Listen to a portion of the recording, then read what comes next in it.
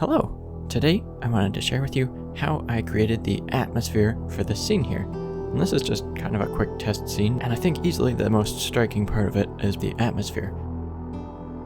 So, first of all, I'm just going to show you what it looks like with the atmosphere, and this is without the atmospherical elements rendered. And so you can see it's a really striking and important part of a scene to be able to kind of tell the depth, especially in this scene, even what's going on in the scene. So if I have a quick look at the scene here, this is a really simple setup and it's really easy to do.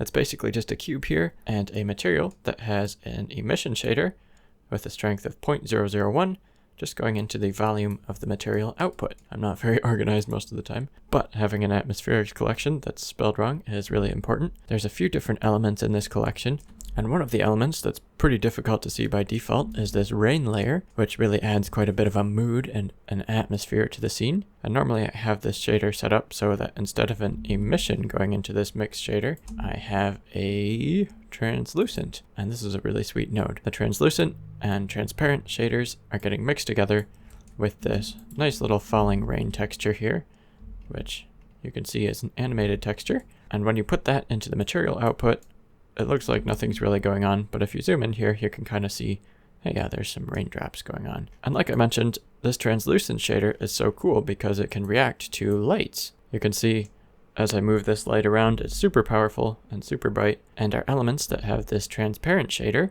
light up in front of it. And it works with color and strength and all of that fun stuff, so you could have some really powerful orange light going on, and your elements would light up in front of it. Okay, so I mentioned the rain.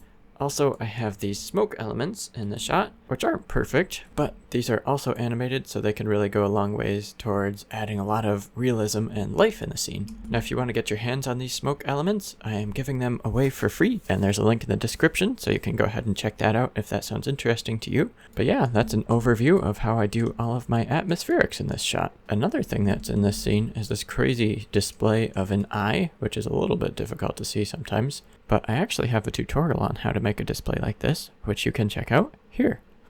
Okay, I hope you have a good day, and I hope this is helpful to you.